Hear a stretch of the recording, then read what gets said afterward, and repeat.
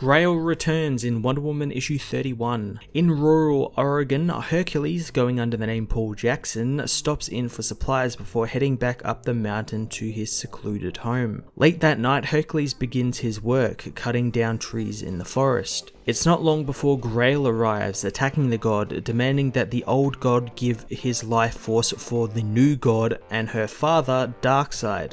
Hercules transforms into his Olympian armor, but it doesn't save him from Grail's Omega Beams, which allow Grail to rip his life force from him with her mother box. Days later in Los Angeles, Wonder Woman fights Giganta. Diana tells Steve that she has learned that when fighting a giant woman like Giganta, you need to be under her to stop her from crushing buildings or people when she falls down unconscious. Finishing up with the Giantess, Diana says that she enjoyed a simple hero versus villain fight, especially after the weird turns her life has taken recently. As they talk, a man named Blake Hopper arrives and introduces himself, wishing to talk to Diana, although Steve is suspicious of the man. Diana talks to him anyway, and Blake reveals that he is a probate lawyer who represents an estate that Diana is somehow now in charge of. Blake asks if she ever knew a man named Paul Jackson, since he certainly knew her, and has named her as the sole heir for the Hercules fortune. Elsewhere, Grail returns to her father Darkseid, who is now a young child. Giving him the mother box with Hercules' life form in it, he consumes it, saying he feels himself growing and regaining his powers. Wonder Woman issue 31 was a refreshing and fast-paced issue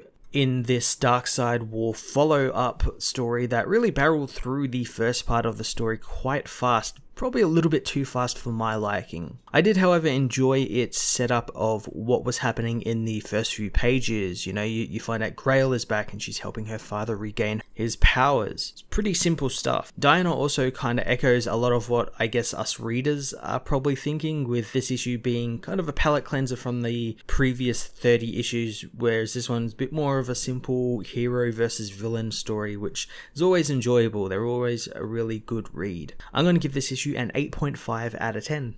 Hey everyone, thanks for watching my newest video. If you enjoyed it, you might also like to check out my other reviews here on my channel. You can also follow me on various social media platforms like Twitter by searching Matt_FOS, or even join the Comic Multiverse Discord server and chat with other comic book fans, including myself and Joel from Cape Joel. Want cheap comics and trades? Head over to the book depository with the link in the description to get the cheapest trades and comics around, along with free shipping anywhere in the world. Until next time, this has been Matt of the Fortress of Solitude. Thank you so much for watching.